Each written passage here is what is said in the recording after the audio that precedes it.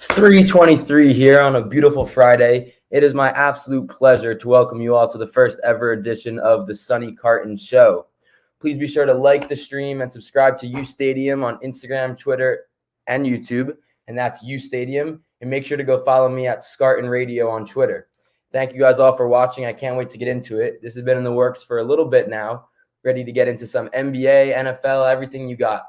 So let's start it off with our first segment, and this is going to be the first segment every episode, and it's a little temperature check, which pretty much is going to see how we're feeling, if any teams have gotten hotter, any teams cooled off, any teams slide up in the rankings, any team drop out, just a general feel around the league. Maybe get some guests in this segment to talk about their own teams, but let's start it right off. My guy, Julius Randle, my absolute guy, my franchise player, has finally started to turn it around after having a terrible season. He's looking like first year with the Knicks Randle. The most improved player Randle went completely out the window. I don't know where it went. I don't know what happened to it. But the guy that we see play on this court just completely left. But that being said, he's having his best 4-game stretch since last season. And the Warriors, who were just on a little 9-game win streak that got snapped to the Jazz a game before, just took an L to the Knicks last night, which is one of my favorite games to watch throughout the whole season. As a Knicks fan, I'm very upset because I don't think we have a clear direction. But when you go into a game against Steph Curry and beat him, I don't care what else happened. I'll be happy the rest of the night. So that was awesome for me, and I can't complain as a Knicks fan because, listen, we've seen the past 10 years, the Knicks only have so many wins a season. So each one, you mark it down, you go to the bed happy, and you wake up the next day looking forward to the next game. So that's where I'm at right now. Another team that's hot, the Suns. I mean, they are just scorching. They look like the most consistent team right now on both sides of the ball, health-wise, and with the way they're moving and shooting. And I need to make one thing clear, because I've been seeing a lot going around on social media and YouTube and on The Jump and on First Take on ESPN, a lot of talk about MVP for Chris Paul. Now, I really do like Chris Paul. I think he's one of the best point guards ever. I don't really think anyone can argue that. And I think he's incredible. He's fun to watch when he's not doing his foul baiting. But let's get one thing very clear. There is only one best player on the Suns, and that is Devin Booker. I mean, you're looking at a guy who's been averaging almost 35 over his last 10 games, but people are still sleeping on him. I don't understand it. I really don't. Almost every other situation in NBA history, the guy that scores the most points gets all the love. Whether you want to go back to Kevin Durant on the Warriors getting more love than Steph, whether you want to go to Shaq getting more love than Kobe in the finals because he was putting up those crazy numbers in the rebounds. The guys that normally score the most normally get the most love. And for some reason, that's not happening with Devin Booker. And it's really weird to see, considering, like you see right there, they've only lost one game in the last month, and he's been the leading scorer, best player in all of them. So the fact that he's not leading the Suns' MVP push is a problem to me. And I don't like talking about MVP mid-season at the beginning of the season. I like to kind of wait a little before you get those talks going because so much can change throughout the season. But Devin Booker must be on your MVP lists, and at the very least, he must be over Chris Paul on those MVP lists. Another team to look out for are the Raptors. You need to keep an eye on them because they are slowly climbing up the standings, and they're putting together a nice little rotation and a starting five that you don't really want to see on offense or defense. They got Pascal Siakam, who's been their guy, who's looked much better as of late. They got Fred VanVleet, first-time All-Star, who no one expected that, him being undrafted, starts killing it. He can't miss. You remember what he did going back to the Warriors finals in 2019, where he was almost outplaying Steph in some of those games. And then you see him on screen there, the golden boy, my absolute favorite player on the Raptors, Gary Trent Jr. Of all the mistakes the Trailblazers have made in the past few years, I think this will be by far their number one biggest regret because of how awesome he's looked. It is hard to find players in today's NBA that can shoot at the efficiency and the clip that Fred VanVleet and Gary Trent are doing right now from behind the three-point line, but specifically Gary Trent. I mean, this is a guy who we've seen around the league get more playing time and just explode in his production. We've seen it a few times now, and that's what really frustrates me about my own team, the Knicks, so much, is that they never let the young guys run. And you can't find out what you have on your team until you let the young guys run. Now, to get to the cold part of the temperature check, the Nets. Obviously, they're the biggest story in the NBA. Them and the Sixers be the blockbuster trade last night with James Harden. But they're on a 10-game losing streak. And last night, they lost to a Wizards team that's obviously without Bradley Beal. And their best player looking like Kyle Kuzma. And they're getting dotted up, even with a Kyrie Irving who had a pretty good game. You see on the screen there, even with Ben 10 coming in, that's a 10-game losing streak that they're on. So they're going to hope that Ben can get ready quickly, and get ready to go, because they're going to need Ben to take some of the load off of Kyrie, because he can only play half the games. And when KD comes back, that's going to be a scary group to try to defend. You're talking about a team that could put out a lineup with 4 40% three-point shooters in Kyrie, Patty Mills, Seth Curry, and Kevin Durant. And then you're talking about a guy like Ben Simmons, who's one of the best facilitators in the league, getting them the ball. Listen, the Nets have some struggles. They're clearly sitting at 29 and 27, so they could be in a worse spot. They dealt with health issues. They dealt with drama, the vaccine. That locker room has been destructed since the day Harden got there, I believe. And I think that this is a good sign for them. I said it last night. I think it's a sigh of relief for both franchises to finally get out of the mess, to get rid of guys that don't want to be there, and to just move forward. I think it was time for the fans. I think it was time for the front office, and especially the players. It just seemed like Kevin Durant and Kyrie and all the guys there are relieved to, and Blake Griffin mentions it in a quote after the game last night, but they're relieved to finally have guys that want to be there and want to be there to win. And as Nick says, they are a la loser. But that being said, Harden's still really good, and I think he's going to be able to make a big effect with the Sixers. Now, this is the most obvious freezing cold team in the league right now, but that's the Los Angeles Lakers. And as a Knicks fan, who my second favorite team is the Warriors fan, I don't have a lot of lost love for the Lakers. So seeing them struggle at the bottom of the conference right now and just freezing cold is what I love to see. And they got to figure this out, because whatever they're doing right now is not working. They've dealt with health issues. Obviously, AD was out for a period of time. LeBron was out for a period of time. But there is no excuse losing to a G League team led by Anthony Simons when you have both LeBron and AD healthy. There's no excuse for it. You can't be below 500, and you can't lose games like that. You have two players who were just announced to the NBA's top 575 players ever, one of them in LeBron James, who's still ridiculous, and the other one in Anthony Davis, who's in his physical prime. You can't be losing games like that when those two players make a bulk of your salary, let alone, and I didn't even mention the Russell Westbrook fiasco. I mean, man, when they made that trade last offseason, you really thought they were going to come out looking dangerous. You have guys like Dwight Howard, like Carmelo, supplementing the star power of AD, LeBron, and Westbrook, but it just hasn't worked. It hasn't clicked.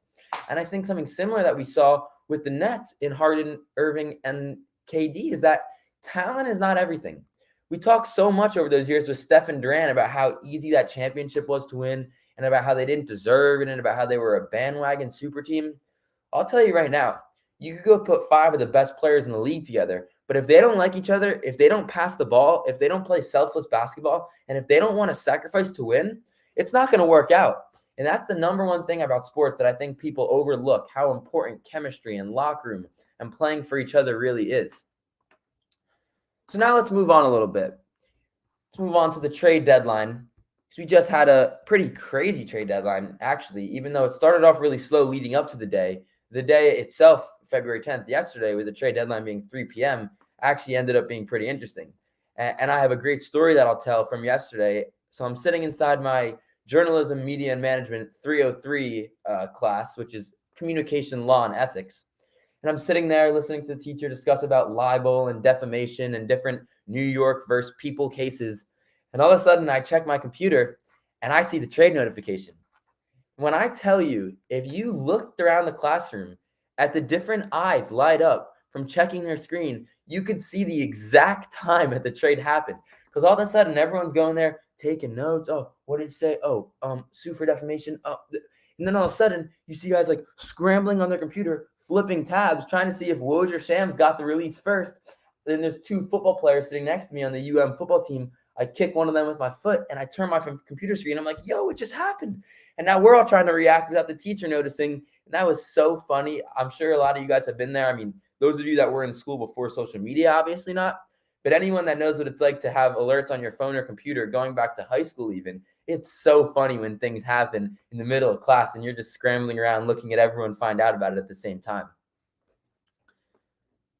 Yeah, that's how much of Philly fans must have been feeling. But listen, Joel Embiid, that man is awesome. That is the reason why the Sixers were in position to give up Seth Curry for Harden, because they know that as good as James Harden is, he's the second best player on that basketball team, because they have a guy right now that's playing better than anyone else on the planet. maybe other than Giannis Antetokounmpo, who's coming off a championship. So when you talk about Joel Embiid and what he tweeted after that Ben Simmons trade, dude posted the Rip Bozo meme without the text. Everyone knew what he was going for, though. Embiid is hilarious. He's amazing. I wish he was on my team. I said it before. I'll say it again. I don't think people understand what Joel Embiid would do in Madison Square Garden. What he does in the Wells Fargo Center for Philly fans is already incredible in itself, seeing as they're some of the meanest and most aggravated fans in the league, let alone New York. That's the picture I'm talking about. Imagine what Embiid would do with the New York media and with Walt and Mike Breen. It would be a show. He might be instantly the most famous player on the planet outside of KD, LeBron, and Steph. I wish so bad for that to happen, and I wish I could wake up in an alternate universe where that was my guy and we didn't have to be talking about Julius Randle and whether he can keep up this 4-game stretch going on. Because I just want a guy like Embiid who comes every night averaging 30 and 10. But to talk about the guy who is most important in this trade, that's got to be James Harden. And you see James Harden here, the picture I got behind me. He got a nice little welcome himself from the Sin City Strip Club in Philly. Now, as we know, James Harden, one of the most infamous strip club attendees out of any player in the league. So I think it's hilarious that they put this up for him because they know. I mean, you actually must have been thinking, like, the owner of these clubs must have actually jumped up laughing and cheering when they saw the Woj announcement because they know how much Harden loves hanging out there, even after game nights. So, but to talk about Harden, this is a guy who on a down year is averaging 22, 10, and 8. And that's 10 assists, by the way, so keep that clear. And what those 10 assists mean is that in a team with Joel Embiid, in a team with Danny Green, in a team with Tyrese Maxey, a team that needs to move the ball around, who else can you ask for than 10 assists per game facilitator from Harden? I think he's going to fit in perfectly, and I think Philly fans are actually going to like him.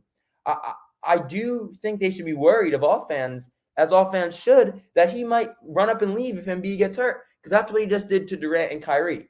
Now, I think there was a little more going on behind the scenes than we've been alluded to from the public and from the media. I really do think something might have gone on with Kyrie and James surrounding the vaccine.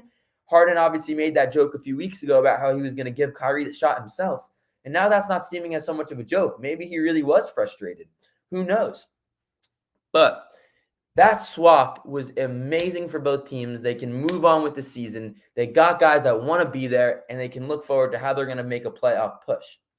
But now to get to the worst move, because I think that was clearly the best move and the biggest name and the blockbuster of the 2022 trade deadline. But the worst move has to be the Kings by far. And I want to make this very clear, extremely clear when I say this. I love what the Kings are doing. I think they're in a good direction. I think they're doing good stuff. That being said, that trade itself was terrible. How do you justify giving up Tyrese Halliburton, the most promising young star on your team, to trade for Domantas Sabonis?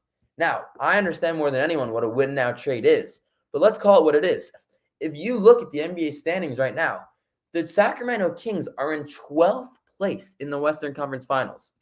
You're meaning to tell me that a team in 12th place just made a win-now trade? That's inexcusable, let alone when you talk about Tyrese Halliburton and the fact that he's the only guy in the NBA averaging over 40% from three and dishing out 7 assists per game. In a league that is founded on moving the ball and shooting, how do you describe or even defend trading a guy like that who had tears when he found out about the trade? No one in their right mind wants to play for the Sacramento Kings, except I know one guy who did, and that was Tyrese Halliburton. And you know what they did to that one guy? They shipped him up, and they sent him out right to Indiana. So let me be clear again. I love Sabonis. I like De'Aaron Fox. I like Davion Mitchell. I like the direction they are going in. What I don't like was giving up your best young prospect in a win-now trade while you're sitting in one of the last places in your conference. I can't defend that. I don't know how the Kings can defend that. And they better be praying that the two-man game of Sabonis and De'Aaron Fox, which is 1-0 so far, undefeated, I won't rule them out. They better hope that they make some noise, because I'm telling you right now, 5 years from now, Tyrese Halliburton is going to be sitting atop the league, and the Kings are going to be upset about what they did, unless Sabonis and Fox can lead to some real playoff success. And the trade's up there on the screen too. They gave up Buddy Hield, let's be clear about Buddy Hield for a second. This man is already top 7 in three-point makes of all time. I think he might even be higher than that. I think he has the 5th most makes in a season. Buddy Hield is incredible. And the rate that he hits three-pointers at is second to only Steph Curry and Klay Thompson. So you ask Frankie, is Halliburton really that good? I'm not saying he's really that good today, but as good as you can be in your second year in the NBA, he might have shown it because there's not much better. Him and LaMelo Ball are kind of the upper echelon right now of young guards coming into the league. And all you can ask for from him is what he's been showing you throughout this season. Now let's get to the biggest surprise of the trade deadline. And I think that's the Lakers doing nothing and the Warriors not adding a big man down the stretch. Now, I know better than anyone else how the Warriors operate by now. And I also know better than anyone else what Joe Lacob, the owner of the Warriors, plan is going forward with that team. They're trying to develop the future while also winning now. And I think that is one of the hardest things to do in all of sports. And the only time in basketball that I can remember that being successfully done was really with the San Antonio Spurs and Greg Popovich when they tried to bring in Kawhi Leonard with Tim Duncan or Manu Ginobili and Tony Parker. And that did work successfully, as obviously they won chips before Kawhi, and then they ended up winning a ring with Kawhi. So I really think that it's going to be – I really do think that if the Warriors are successful in this plan, that it could lead to great things. But the danger in that is this. Make no mistake, the goal in the NBA, in any sports league, is to win a national championship. And what the Warriors are doing right now could be jeopardizing that. I understand you don't want to give up James Wiseman. You don't want to give up any of the draft picks in Kuminga and Moody who have shown promise. But when you have an opportunity at the end of the trade deadline to make your team better, even if it's just marginally, you have to do it. We see teams around the league that have done it and that have traded guys that maybe even weren't that big of impact makers, but just made them a little bit better going into the playoffs. And that's what a lot of teams have to do. That's what a team like the Pelicans did with CJ McCollum. Is that going to make them a contender overnight? Absolutely not. But does that make them better than they started the day? 100%. And it's moves like that that shocked me about the Warriors and the Lakers, that they were both hesitant in not bringing in one or two guys that maybe could have helped out with the team, whether that be on the bench unit or maybe even in the closing lineup in the fourth quarter. To answer your question, Nick, I don't think Steph's the best passer in the NBA. Do I think he's up there? For sure. I think I'd rather have a guy like Jokic or LeBron, maybe even a LaMelo or Lonzo, but I do think Steph is right up there. And most importantly with Steph is really the way he gets his passes. He's a guy who sees multiple double teams on almost every single play. So a guy like that who can show you he's a good passer, it means much more than a guy who rack up assists when he's just being single covered and other guys are open. The most confusing move of the deadline was the Mavericks by far. The Mavericks-Wizards trade. Now that's a trade that I'm finding hard to defend in my head, and I'm trying to wrap my head around it for both sides. Because from where I stand today, I don't think that move made either team better. I don't think it necessarily made them worse. I think it helped out different areas. That's a great quote. He's a unicorn because you hardly ever see him. I love that. But no, to go back to what I was saying, I don't think that makes any of the teams better. It removes some of the hype that you had for Porzingis from the Mavericks, sure. Maybe they wanted to go a different style. They didn't like him take as many outside shots. So they bring in a guard like Spencer Dinwiddie, who hasn't looked the same since his injury a few years ago and since he took that contract in Bitcoin. But yeah, and the Wizards, the same deal. You get a guy in Porzingis who probably has the most upside in the trade, if we're being honest, because Dinwiddie at his age and Porzingis with his health history finally getting back healthy, they probably did get the upside of the trade. But I'm just shocked overall. I don't think it really did either. I think they just dumped him similar to the way the Knicks did, getting back some picks. And overall, seeing Porzingis in Washington, you really have to think that his brother might have ruined his NBA career. Us Knicks fans, we might not have been thrilled with him, but we were not asking for him to be traded. He was showing some promising stuff for us. His brother forces him to be traded essentially to the Mavericks. And now just a year or two after that, he's getting dumped to Washington. So the Knicks clearly won that trade. I would say that was the most confusing trade of the deadline because I don't know if it helps either team out. Davis Bertans was part of that trade too, but he hasn't been shooting well as of late, and that's kind of a bad contract. So I'm confused where Mark Cuban is going. You have Luka Doncic, who scored 28 points in 10 minutes, ends with 51 on the game. He's incredible. They have to get him some more help. So I'd look for them to do that next season and maybe even in the buyout market, potentially going into the playoffs. Now I want to get into another segment of mine that I like to call my Hoopers of the Day shout out. So this isn't necessarily something that is the best players in the league, the players showing the most promise, or even the best players that night. This is really just guys that I've seen hooping that might not be getting enough love that I think need to be shouted out. And the first guy on that list is Anthony Simons. Anthony Simons is in a situation that a lot of young players have found themselves in the league, and that goes in regard to taking advantage of opportunity. The Trailblazers are a team that had some of the most heaviest guard talent in the league starting this year, with CJ McCollum, Damian Lillard, Norman Powell. Anthony Simons might have been the fifth or sixth guy off the bench. But now you give him some time and you make him the main ball handler and see what he's doing. 22 points a game in 2022. It's incredible. You see some of the three-point shooting numbers. The league has changed.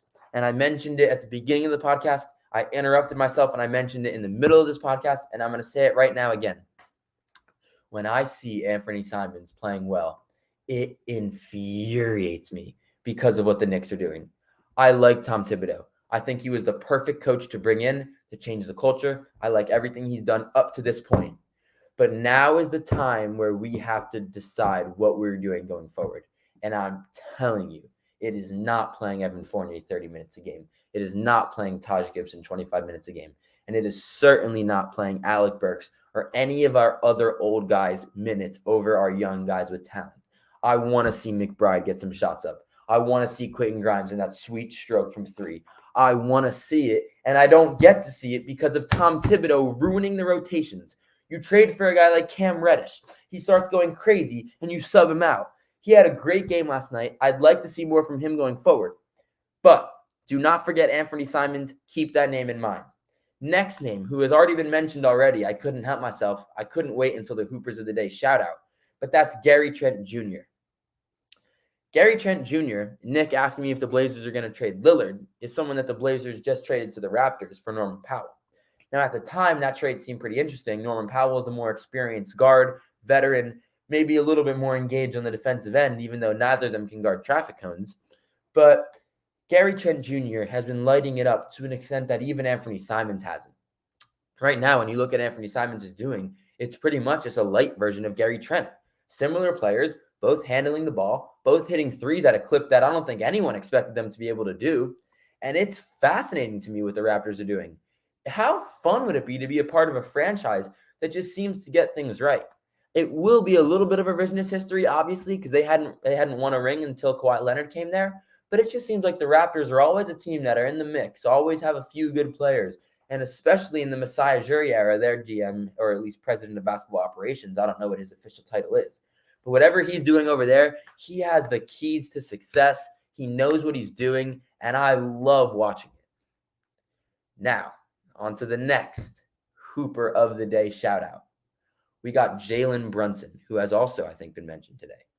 And Jalen Brunson's a player who the Mavericks have lucked into putting next to Luka Doncic because he's taken a lot of the ball handling responsibilities away from Luka, but especially in that second unit when Luka's off the floor. Jalen Brunson is a guy who it does not surprise me that they're not looking to trade him because I think he's really shocked everyone throughout the NBA and even some of his college coaches going back to Nova because he did definitely show some promise. But this is a guy who's coming into the season. He's now averaging 16 points a game, over 5 assists and 4 rebounds, shooting over 50% from the field. That is impressive to do no matter who you are in the NBA, let alone as a 6'1" guard who weighs 190 pounds. So Jalen Brunson is someone who will 100% get his due respect if I have anything to do about it. Now that I'm in the media, I feel like it's my responsibility to give these guys the respect they deserve, especially when they've been showing out. And Jalen Brunson is the guy who I would take on my team any day of the week, both offensively, defensively, however else you want to look at it. He's a hooper. He plays hard. He makes the right passes, and he can put your best player on skates whenever he wants to. I love Jalen Brunson. I can't speak highly enough of him. And you look at that 6th man of the year odds right there. No one expected him to be there, and he's popping off. And I do think he has a good chance of winning it with a good stretch down the season. Tyler Hero, I think, is cheating. I'm going to be honest. I don't let anyone tell me Tyler Hero is a 6th man because there were stretches last year and even in the playoffs where he started games. So having Tyler Hero as a 6th man, even though he plays starter minutes, is cheating to me. And I know it's been done before. I know a lot of the 6th man of the year play starter minutes, but they just come off the bench. Guys like Lou Williams, Jamal Crawford in the past. That being said, I don't count Tyler Hero, even if he wins it. He's a starter in the league, and I really like Tyler Hero, but I think it has to go to one of these other guys, like a Kevin Love, a Jalen Brunson, or even a guy like Jordan Poole, who at the beginning of the season probably had a pretty good shot of winning it. Now, Kevin Love for sixth man? Kevin Love, that's an interesting name. I don't know if you guys have been watching what Kevin Love's been doing in Cleveland, but he's been a pretty big part of their success, kind of as the leading guy, the guy that was there for the championship era, the guy that's been in the league for a long time. Because when you look at the Cavs roster, they didn't really have many of those guys. They had a guy like Ricky Rubio, but he went down. So now Kevin Love has really stepped up into that role as a sixth man. He's averaging 14 points off the bench, 7 rebounds, 2 assists a game. And he's having one of his better seasons in the past few years when it looked like he was really disengaged from everything they were doing over there. So I want to give a shout out to Kevin Love also. He'll be my honorary Hooper of the day shout out because what he's doing at that age is pretty impressive. Harden and Lou will walk into a strip club. Who leaves last? The question is, what time does it close and what time are they kicked out? Because if it's in Houston or Philly, they're both staying the night and they're calling AI to come with the $1 bills. That's got to be, oh my God, really imagine like what it must feel like to be a part of the nightlife scene in Philly, knowing for a fact that you just at least added some number of money to your account over the next year. And that's Lemon Pepper Lou, baby. They give the nickname for a reason. They're not trying to hide it. Lemon Pepper Lou. I think it might be time. Evan Mobley. Evan Mobley is the second coming of Jesus. And I don't say that lightly. I know. Evan Mobley is the best big to come out of the draft in his rookie year since Anthony Davis. Now, we remember what Anthony Davis was doing in his rookie year, specifically on the defensive side of the ball. And that's what draws so many similarities to me with Evan Mobley on that side, is that he is shutting off the faucet at the rim. And I want to give another guy credit for this too, and that's Jarrett Allen. A lot of teams can't do it in the NBA anymore because of how the league has evolved with three-point shooting. But what Jarrett Allen and Evan Mobley have done, being the little twin towers, some Ralph Sampson and Hakeem stuff, what they've been doing is awesome. I mean, they've literally just been shutting off the faucet at the rim. Nothing's been allowed. The blocks, the rebounds, the layups. He's so efficient. Like what the Cavs are doing right now is so awesome. And I'm so envious as a Knicks fan around the young talent on some of these teams in the league that just play hard. I mean, Darius Garland, what I would do to have Darius Garland be my starting point guard right now, I can't even say it on this podcast. It's dangerous things, but I love Darius Garland. I think Evan Mobley is going to be incredible. And what the Cavs are doing is awesome. And listen, I'm going to say it right now. I'm not the first person to say this or even think this, but LeBron, and anyone out there that knows basketball knows for a fact that LeBron James is eyeing the Cavaliers. Maybe not this year, maybe not the next year, but he's lining up. He's going on maxpreps.com, looking at Bronny's recruiting class, being like, okay, I got 3 more years. Maybe the Cavs, a little reunion. So I'll tell you right now, not only do they have the assets in a potential trade, but if you surround LeBron with a Darius Garland and Isaac Okoro and Evan Mobley, potentially a Jarrett Allen, if they found a way to keep all those guys, that's a championship winning team right there. And I don't love that happening because I don't want LeBron to win another one. I'd rather Steph get it or anyone on the Knicks.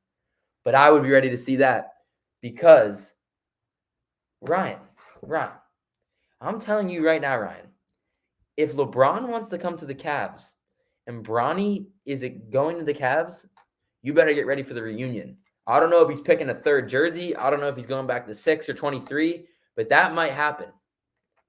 And the other thing about Bronny that people aren't realizing, Ryan, and I'm not saying this at all, he's a kid. I hate talking about kids like this. He's not a guaranteed lottery pick. I like Bronny. He's very good for his age. He is going to have to show a lot in college, but no, there's no guarantee that he's going to be a lottery pick, meaning that you might not have to be bad to get him.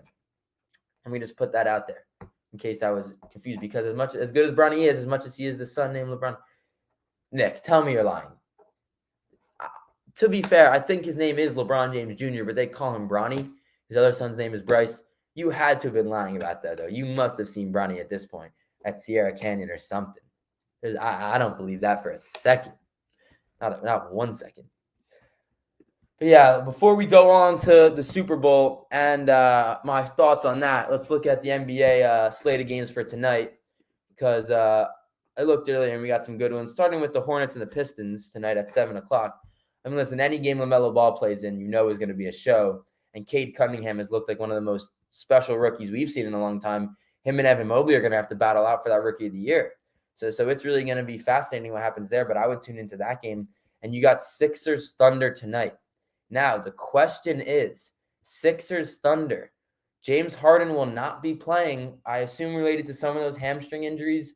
That being said, though, just seeing him on the bench, which I assume he will be there, seeing the team, I have a feeling the energy of the Sixers is going to be awesome tonight, and that's going to be a blowout against the Thunder because they're going to be trying to prove that they're here now. No more messing around. No more Ben Simmons fooling around on the sidelines, missing paychecks. They're not having any of that anymore. They're ready to go. Daryl Morey told you what he was going to do. He said, I am not trading for peanuts. He said, I am not going to get Bogdan Bogdanovic. I am waiting for James Harden to become available, and I am going to bring him to Philly, and that's what he did. The bet of the night tonight, that is the question. Bet of the night. So, if I had to give you the upset of the night, I'm going to go with the Nuggets. The Nuggets are a team that kind of weird looking like in the upset because they're not healthy, but they do have one of the MVP frontrunners in Jokic.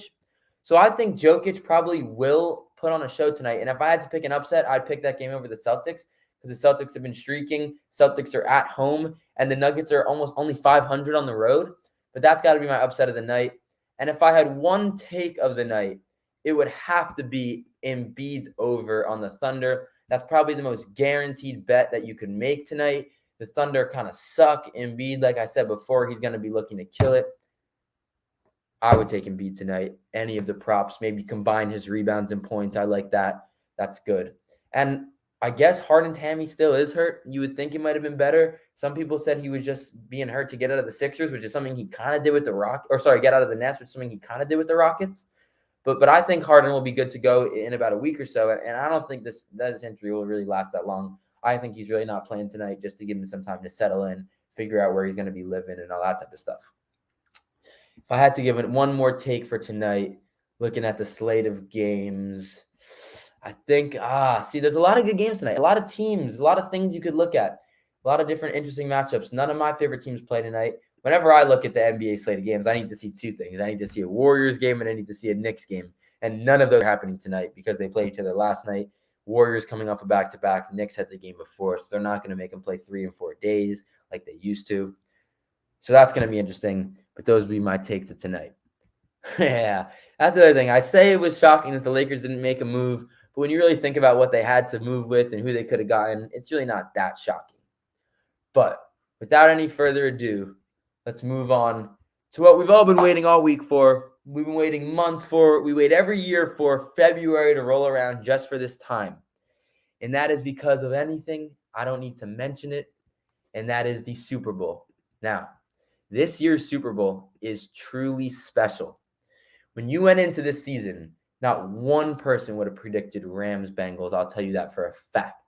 When Matt Stafford got traded to the Rams, we said, wow, okay. Anyone that watched football over the past 10 years knows what Matt Stafford can do, not only late in drives, but pretty much throughout his whole career and putting points up on the board. He said some of the worst luck, some of the worst teams, they have left him to starve. And as soon as the Lions part with him and let him go to LA, we see a rebirth. We see the Rams. We see the Ryan, we're going to get to that in a second because I'm a lot of words on Odell. We're going to get to that in a second. Hold that thought. But when you look at Stafford and you look at where he has come in his one short year with the Rams, I mean, he must be thrilled. His wife must be thrilled. And I'm happy for him. He seems like a great dude, and he's been deserving this for a long time. On the other side of things, Joe Burrow. It has been said enough how much Joe Burrow has done for the Bengals and how crazy it is that he has them where they are right now, just a year after coming off of a torn ACL. What Joe Burrow is doing right now is not human. Like, people don't do this often in any sport, in any league, let alone the NFL. It's not something that you do, just adding a wide receiver and turning your team into a Super Bowl contender. But that's what Joe Burrow is, and that's what Joe Shiesty is. He is like that. He couldn't be more like that, and he's that guy. And that's why that they're in this situation. So when I look at this matchup between the Bengals and the Rams, I have to go with Burrow. I have to go with my guy. So I'm going to pick the Bengals 23-17 over the Rams. That being said, it is clear as day that this is going to be a game of the trenches. This is a game of, Can Joe Burrow escape the lethal pass rush of Von Miller, Aaron Donald, and Leonard Floyd? These are teams that we've seen battle other teams throughout the season.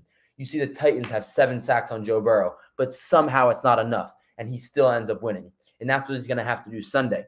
This Rams team is going to be flying at Joe Burrow so fast, his decision-making is going to have to be elite. He's going to have to get the ball out quick, and he's going to have to figure out a way to get out of that pass rush because they're coming, and they're coming really for him directly to throw him into the ground. So I think it's going to be a game of the trenches.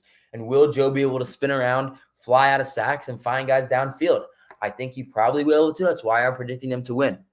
Now, my one prop bet of the game, I'm sure I'll make a few as it leads up, but my one prop bet of the game, which is I said to get to, Ryan, Odell Beckham Jr. will score a Super Bowl touchdown. He will not only do it at the pain of New York Giants fans who let him go, at the pain of Cleveland Browns fans who couldn't find a way to make it work, but at the joy of all of us Odell fans who've been rooting for him for all the years. I think Odell gets such a bad rep. Now, let me be clear. He has not done himself any favors. He has obviously hurt the team. It has been very bad. But what he has done in the past year is nothing of the sorts. The drama that went on in New York has been nothing of the sorts. The issues we saw in Cleveland have been non-existent. And that all leads me to believe one thing. I really do think Odell is misunderstood. I think he had a few bad diva moments hitting the goal. I think he had a few bad diva moments talking in the media. The boat picture didn't do him any favors. The drop in that playoff game after didn't do him any favors. But that being said, Odell, without question, statistically, eye test, whatever you want to say, is one of the most talented receivers to ever play the game. And I think he will have a touchdown tonight. And that's why if I had to bet for a touchdown tonight or on Sunday night, it would be the Odell touchdown without question. And that's why I'm so looking forward to that game and why anyone doubting on Odell, like my friend Evan, who I've heard for years how overrated Odell is, how overrated this and that. So if I had to make one bet, it would be an Odell touchdown. And you ask where I'm going to make that bet? Well, U Stadium has teamed up with MyBookie, the best online sports book, to bring you an exclusive promo. If you go to mybookie.website/betwithustadium, you can set yourself up for success by doubling your first deposit, minimum of $45, when using promo code UStadium at MyBookie. That's promo code UStadium to double your initial deposit all the way up to $1,000. Bet anything, anywhere, anytime with MyBookie. And remember, that's the best place to go, especially this Sunday for your Super Bowl bets. And as someone who knows better than anyone, please gamble responsibly and have fun as you do it. So, any comments, any thoughts? What do you guys think on the Super Bowl? What do we think? Is this going to be a close game? Is it going to be a blowout? Do you like my score prediction? What do you think? I need to hear some thoughts. Nick, you don't like my Odell love? Why can't I get some Odell love? You can't ask a guy to do anything he's asked to. When they get Robert Woods back and Cooper Kupp, it's going to be even better because he's going to get even less targets and just more touchdowns. Okay, Ryan, you're grabbing the W also, Bengals? Yeah, by the way, Higbee, that's big. Are there any news? Uzoma's out too, right? That's going to hurt them. Yeah, so he is on track to play. Okay, I'm sorry. Uzoma's on track to play. And that's big for them because there are a lot of plays, as good as Jamar Chase, Tyler Boyd, and T. Higgins have been. There's a lot of plays down the stretch where Uzoma finds a little spot open like a Kelsey or a Kittle, and he makes the grab. So that's going to be pretty interesting. But I like the Bengals too. I mean, I don't see Joe Burrow losing with that electric. But man, oh man, would I be happy to see Odell get a touchdown. Evan McPherson. That's a guy whose name is going to come up a lot on Sunday because he's been heroic in the playoffs. I think he's 12 of 12. He has been absolutely heroic. The fact that he is going into this game with even the thought of him maybe getting Super Bowl MVP is crazy.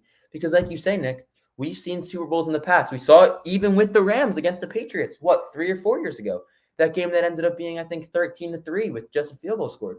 Sometimes, especially in these big games, you have to rely on the field goal kicker. And I don't know if there's anyone you want in the league more, maybe other than Justin Tucker right now, than Evan himself. That's big shot Evan. That's Evan McPherson. Who else would you want? I don't know. And that's where I stand. So I think this is going to be an awesome week. I think the Super Bowl is going to be incredible. I can't wait. Justin Tucker is obviously the GOAT kicker. No question, Ryan Potts. That's clear. But Evan McPherson could cement himself. And I also want to point out one thing. and this is about Jamar Chase. And I want to pull up the stats here. If you have one Splash of his accomplishments this season, you can throw it up. If not, I'll just read it out. But what he did this year in terms of rookie records and what he has a chance to do this game on Sunday in terms of Super Bowl winning is incredible. You're talking about a guy who could set the record for rookie. There's so many things Jamar Chase could set the record for right now coming out of his rookie season and going on to win the Super Bowl that it could literally go down as the greatest wide receiver rookie season ever if it already isn't, which is mind-boggling how crazy it is that he put up those numbers in the regular season. He's done what he's done throughout the playoffs. And now he has a chance in the Super Bowl to be the number one receiver on a Super Bowl winning team at that age. It's fascinating. It's ridiculous. It doesn't make sense because he can only get better. And that's a guy that you're just so happy found his way into the league. After taking a year off from college, there was a lot of scrutiny over that decision from Jamar Chase. And I just have to say, betting on yourself and winning has to be the best feeling on planet Earth. And I can't wait to one day feel that, hopefully, along with my guys from U Stadium. So everyone out here listening today and watching, thank you so much for tuning in. Yeah, so he's Offensive Rookie of the Year, All-Pro, Pro Bowler, infinite touchdowns, infinite yards, and could potentially, with an awesome game, be Super Bowl MVP. Yeah, I mean, Nick, he didn't end up on the Dolphins, but they got Jalen Waddle. And let me tell you about Jalen Waddle. And what I love, by the way, because every time he scores, he does his little Waddle dance. But Jalen Waddle led all rookies in receptions, not even close. Like, he blew out the next closest guy, who might have been Jamar, by over 30 catches, I think. So Waddle, they got their own little receiver of their own there down in Miami, right here in the U, baby. But they got to figure it out at the quarterback position because Tua is not it. And yeah, Nick, I don't really know what you're doing right now, but some of your takes today have been crazy. We might have to have you on here and battle it out because I'm not really in agreement with all these comments. I'm with Ryan. I'm with Splash here. Splash and I are soon to be on a similar wavelength with our takes. I don't know.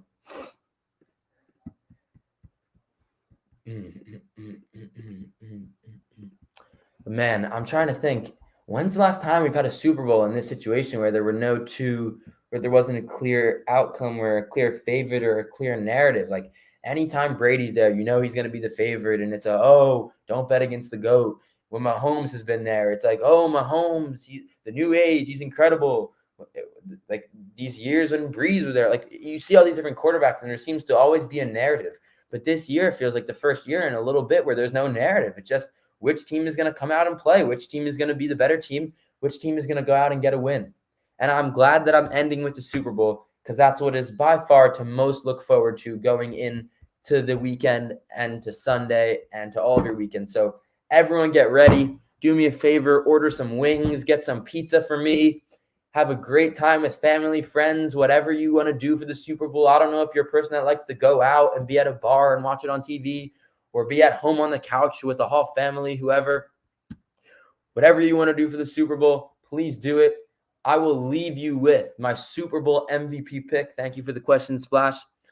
And I think Super Bowl MVP gotta be Joe Shiesty, Joe Burrow himself. Nike shades with the Nike chain. Trying to pull mine out right now. Joe Burrow in the polo, the oversized coming out, throwing 4 touchdowns. Actually, not 4 touchdowns because I said it would be 23-17. So 2 touchdowns and 3 kicks from McPherson. Joe Burrow. Please make sure you subscribe to the channel at U Stadium. Make sure to follow us on all platforms. Best Sunday food wings, not even close. Get that out of here. That's not even a question. Whether you want to go back home at Dinosaur Barbecue in New York or Buffalo, mild, or if you like them plain with some Cool Ranch and blue cheese, whatever you want, please drop a like if you like the stream. We're going to be doing this a lot more often. This was an awesome first episode. Shout out to Splash for being the best producer. Shout out Nick, Frank for the opportunity, and everyone over at U Stadium. You guys are awesome. I can't wait to see you guys again. Make sure to follow on all socials. Once again, I'm at Scarton Radio on Twitter, U Stadium on Instagram, Twitter, YouTube, wherever else you want to find us. And most importantly, please download the app. The U Stadium app is awesome. You see all these other apps like Bleacher Report, they're all boring. They don't have anything original. I promise you the U Stadium app has original content from original content creators. We got takes going. It's going to be awesome. And you should be live for the Super Bowl. One thing that I'm going to tweet out later, the best thing that I like using the U Stadium app for is the live tweets and the live takes. When you're watching a game, you can tweet out something, or not tweet, I'm sorry. I say tweet. That's crazy how Twitter's taken over any type of send of a message online. You can post out anything on the U Stadium app, and someone else who's watching the game live will comment, and you'll have a nice conversation with someone you might not even have known. So that's something fun you could do during the Super Bowl. Be good, and I appreciate you for watching. As always, go Jets, go Knicks, go Mets, go New York. And this is Sonny Carton signing out. Thank you.